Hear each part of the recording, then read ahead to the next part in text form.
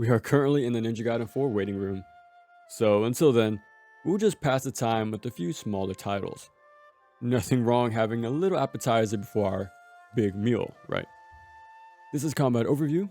Here we go over the general controls, their main mechanics, who or what we use them on, and then seeing how it all comes together.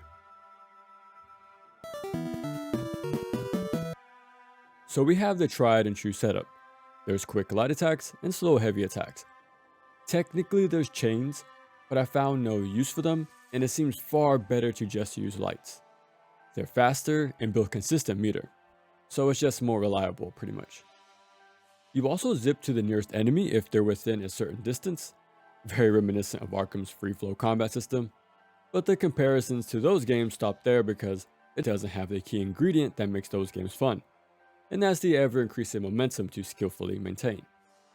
But yeah, pretty standard stuff, and let's see if the game can push these tools to their limits.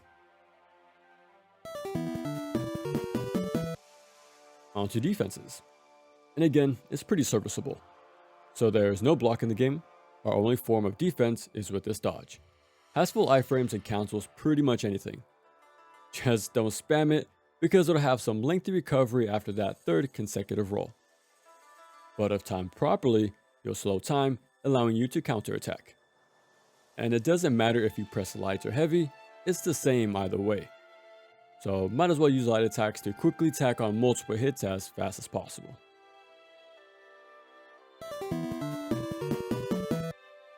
Looking at the HUD, red is our health of course, and the blue meter underneath is for our skills. So by holding the light attack, you'll slow time before taking aim, then release to fire away. This is decent enough early on. There's a small amount of damage before knocking them down. And the final one is lethal slash. So by holding heavy attack, you'll zip to an enemy to instant kill them. And once upgraded, it'll become a multi-kill, almost like an ultimate technique, right? Yeah, it's easily the best of the two, and I highly recommend using this one whenever possible. It does cost the most meter, but it's well worth it. Now to build said meter, you just need to land as many hits as possible. And once that bar is filled, not only will it reset, we store that meter in one of these pips. And that's what we need to spend to access our skills.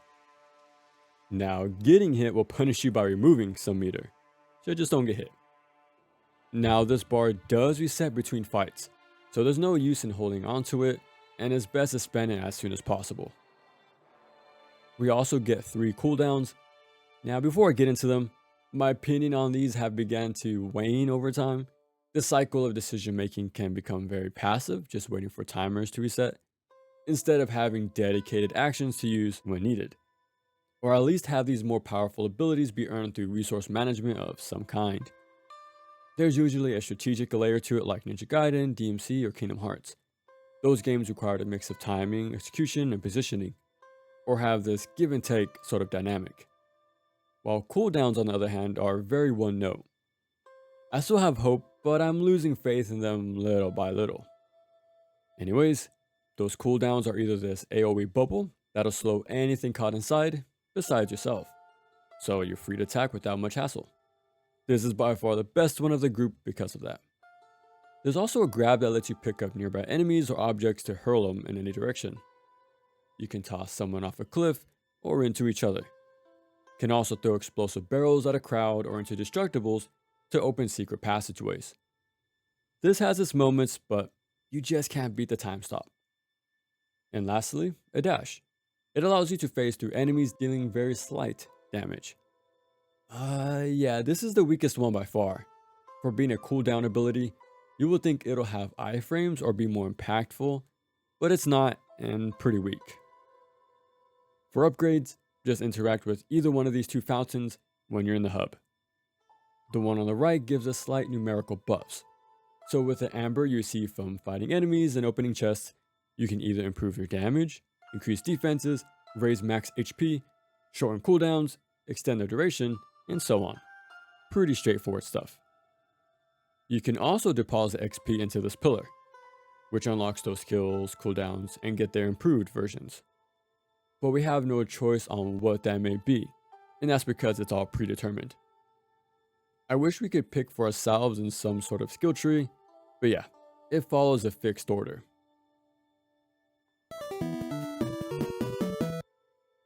When it comes to enemies, we have 3 factions that are battling it out, and they each have similar archetypes. So the important roles are always filled, which is good. Yeah, you have the basic swordsman, very clear windups with their vertical swings. Don't get too comfortable though, because they'll escape your pressure with this ranged attack to try to get you away. Then shields will be introduced. So now we can't mash lights and must use heavy attacks to guard break them instead. But if you don't, you'll then be parried and they'll go in for the counter attack. Then we have projectile enemies. The squids float around shooting direct fireballs, but they're easily killed with a single jump attack.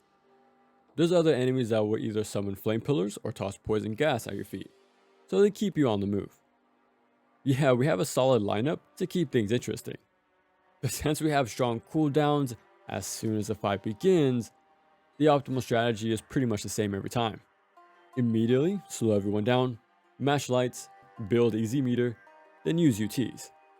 Again, if only had to earn those cooldown abilities through resource management, then maybe we could have approached these fights a bit more carefully. But instead, encounters get a bit repetitive sooner than I like to admit. Bosses are made up of the 4 key members of this war, so depending on your playthrough, you'll either fight alongside them or against them. Some people you fight way more than others, but at least they keep it somewhat different. We have the simple projectile only fight. They fire, we dodge, hit once, and then they teleport away. She is by far the most common boss fight, so be prepared to do the same encounter 5 or more times. The next box will do the same stuff, but add a tracking beam and collapsing floors. That's a good step up from what's been established. They even get an added shield for us to wait out, so we need to be a little more patient. Now another boss has the classic back and forth pattern. Just keep attacking, but make sure to watch out for the hyper armor shoulder charge, get out of the way of course, and repeat.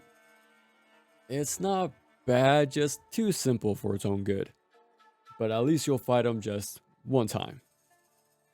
And then Draga. She's easily one of the better fights.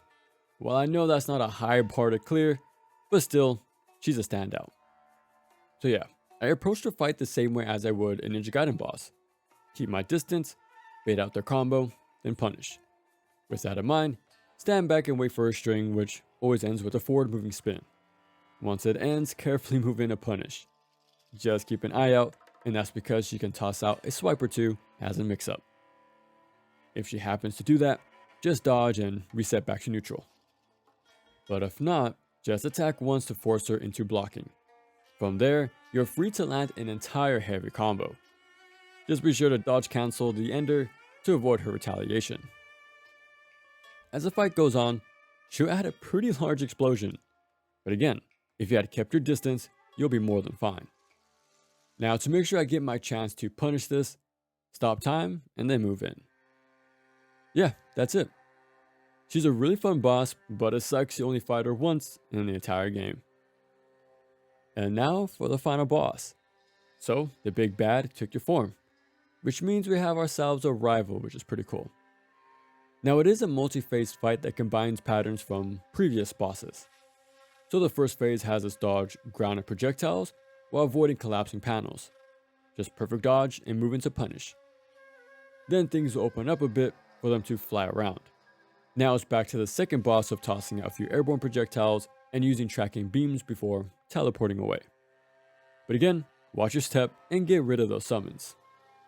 And for the final phase, it's more like a traditional one-on-one fight similar to Draga. So again, use the Ninja Gaiden boss fight fundamentals. Stand back, let their combo end, and move in for the kill.